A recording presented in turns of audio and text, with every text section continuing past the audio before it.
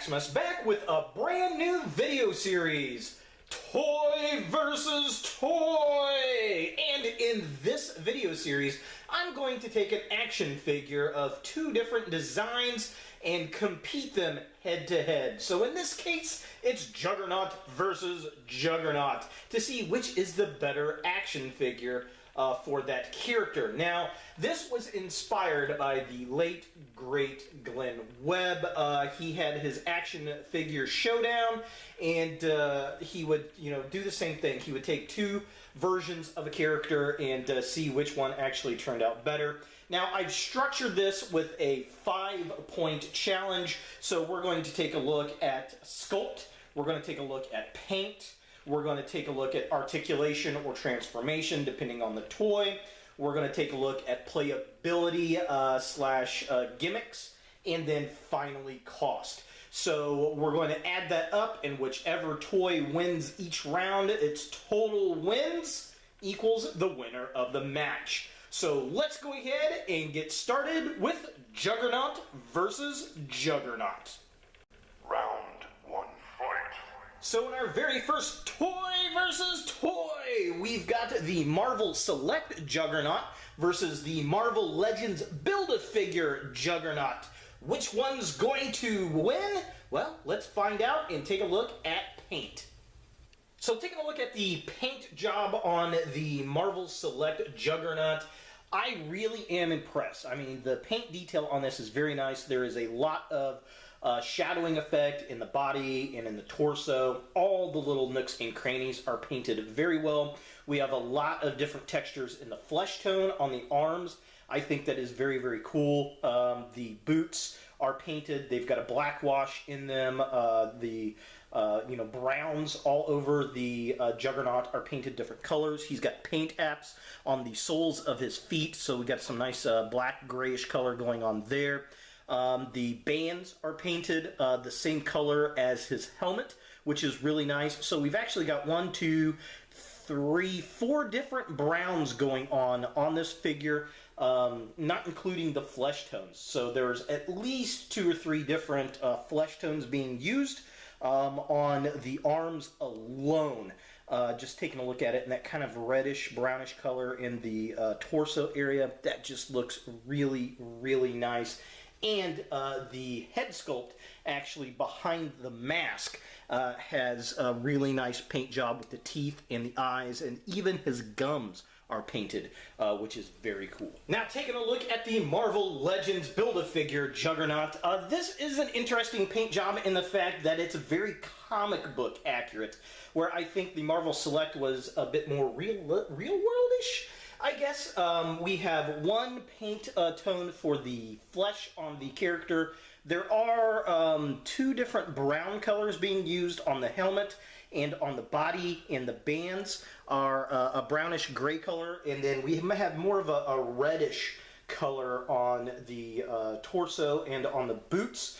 Now, the boots also have the soles painted black, which is nice, and then you've got the gold paint on his belt buckle, and you have paint on his face as well, the gums and the eyes, just like the Select version. However, there's nowhere near the amount of paint wash on this figure as we see in the Marvel Select version. We do see some paint washing primarily in the helmet, but there's also some in the bands, which I do appreciate that. I think they did a pretty good job there. And the face is actually painted really well. It might have a little bit more paint in the face. I don't know, maybe about the same. In the category of paint, the winner goes to the Marvel Select Juggernaut. Round 2, fight. Round 2, Sculpt. Now, which of these two figures has the better sculpt? So taking a closer look at the Marvel Select figure, this thing is riddled with sculpt work on it. I love all the detail. I love the design of the helmet going into the shoulders. The face looks nice. All the little wrinkles on the armor and on the flesh. and I like how there's a different texture for the armor pieces and the flesh. There's more of a wrinkle effect on the flesh and more of like a rhino hide look for the armor. We get all the little bolts on the top of the helmet there, which is very nice. We get the bands. Again, it's a different texture than we get on the flesh, which is very cool. And we get all the lines that are kind of sculpted in on the torso. Very nice. And the face just looks pure evil, and I love it. Now the midsection of the figure, again, we get a lot of detail around the shorts, some wrinkles up around the top of the band, very flat.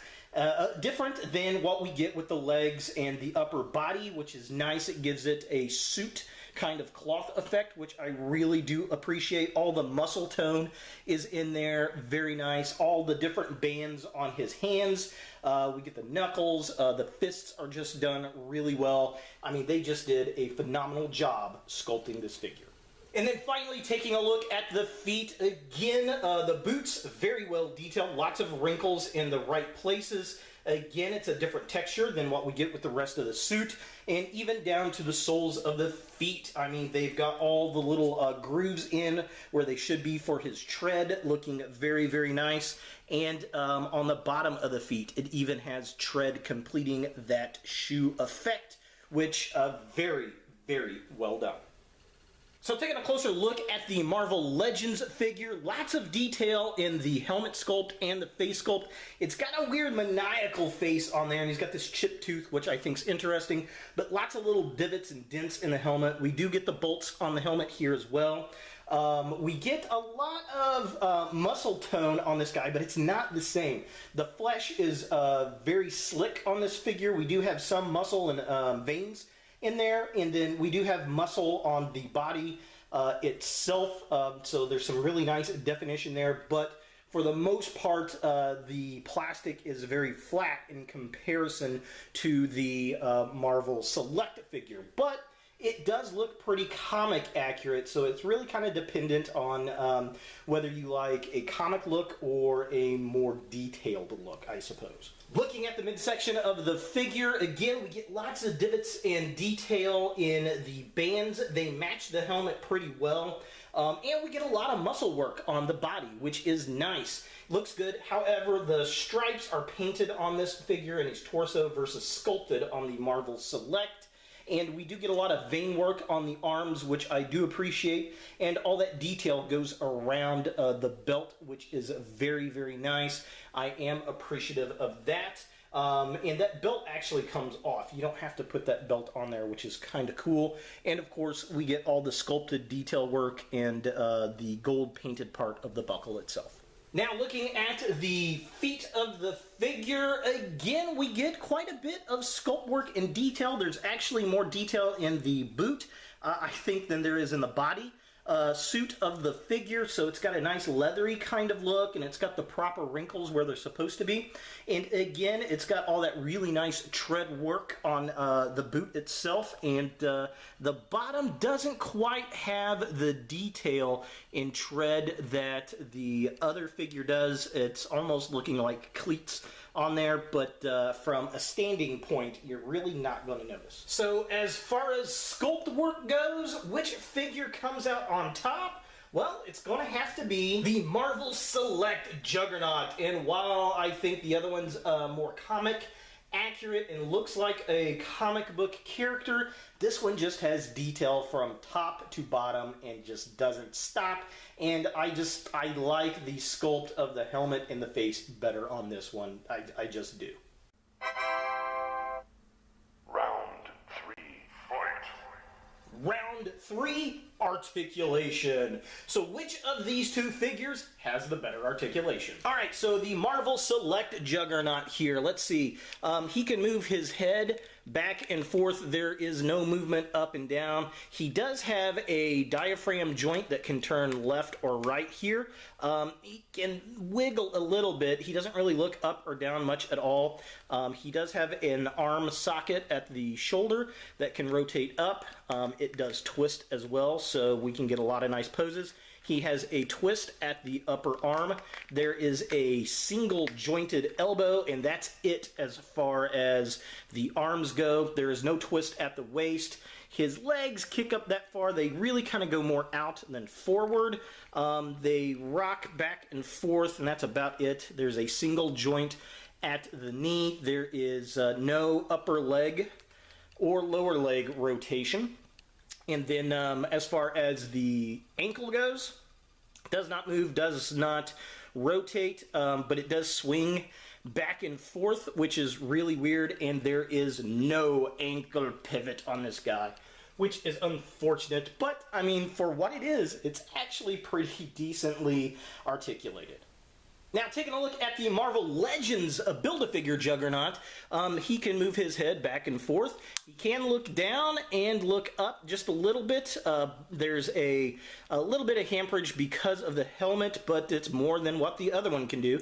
He does have an ab crunch, so he can look that far down, and he can crunch that far back, which is nice. He does have a twist at the waist, which is cool. His arms go up that far. They do twist just like the Select version. And then he also has a twist at the upper arm. He has a single jointed elbow, which is cool. And then his wrist twists, and it has a hinge on it, which the other figure does not. His legs do kick up that far. They kick that far back. There is a twist at the upper leg. The legs can splay out that far. There is a single jointed knee, which is cool. No upper calf articulation. He does have a hinge at his foot, and he's got that crazy ankle rocker pivot we love! With this being his widest possible stance, with both feet still flat on the floor. So, which of these two Juggernauts has the better articulation? Well, I think that's pretty clear. The winner of this round has got to go to the Marvel Legends Build-A-Figure Juggernaut. Round 4. Fight. Round 4, playability and or gimmicks. So I think the playability on these figures is, I mean, they're action figures, so there's no gimmicks per se to these particular figures. They are both pretty decent sized. I think the Marvel Select is obviously bigger than the Marvel Legends version. Now this one is really hefty. It is a brick of a toy. This one is a hollow in the middle, but the rest of it is very, very solid. You can buy this one in its, a singular shell. It does not come with any accessories. This one is actually the accessory pieces to, I think, 6 figures. So you have to buy 6 figures to get this guy. However, I think due to the posability of this one, you can get it into a lot more dynamic poses than you can the other Juggernaut, which is nice. So if you're patient enough, and I don't know if I can do this on camera, but you can actually get him into a Juggernaut running pose, which is very, very cool. The other thing is he comes with a belt. I guess this is the only accessory piece that these guys come with, and you do not have to have him wear the belt, so you can dismantle him if you want, or when you assemble him, you can put that belt on or off. I've seen him with the belt in the comics, and I've seen him without the belt in the comics, and it's kind of nice that you got the option to do that.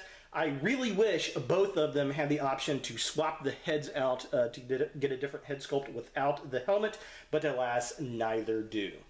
So as far as playability goes, which action figure wins out? Well, I'm going to have to say, due to the posability and the fact that he comes with a belt that the other one doesn't have, the winner by default has got to go to the Marvel Legends Build-A-Figure. Final round. Fight. Final round. Cost. So another thing that plays a factor into action figure collecting is definitely cost. So price can be huge. Now, retail-wise, you can get this guy, his retail price was $25, so $24.99. I actually think I got him for $20 online. You can get him all day long for $20, $25 if you shop around on like Amazon. He does show up in the comic book stores every now and then. I have seen him at the mall in specialty shops like FYE. He was, I think, $27.99. Now, the Build-A-Figure, you have to buy 6 different figures at $20 a pop. So it's what, 20, 40, 60, 80, $120 to build this figure. Now, granted, you do get 6 action figures, but it may not be the 6 action figures that you want. You can find this guy built and resold online, but it's still going anywhere from $40 to $60 because people are trying to recoup the loss on the other action figures. So, quite frankly, if you're just looking at price, well, the winner's got to be the Marvel Select Juggernaut. Heck, just in plastic alone, it's worth $25. Okay guys, this is our very first toy versus toy battle, so let's have a good singing fight, okay? Yeah, cool guys.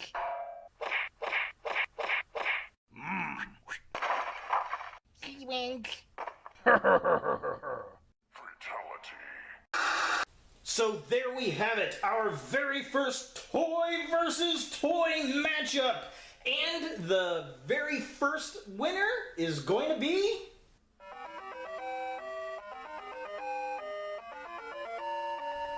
the Marvel Select Juggernaut. Yes, the Marvel Select figure takes our initial winning toy versus toy place with a total of 3-2. So there it is, our very first toy versus toy. I hope you guys like this series. Leave comments below. I had a lot of fun with it. I look forward to doing more here in the future. So definitely keep an eye out for the next toy versus toy. And if you've got an idea for toy versus toy on which 2 figures I should compare, definitely leave a comment down below. Thanks for watching. Hey guys, thanks for watching. If you like this video, thumbs it up. If you hate this video, thumbs it down. To watch more Ultra Maximus, click on the links to the right. Don't forget to subscribe and share, like us on Facebook, and look for more videos in the future.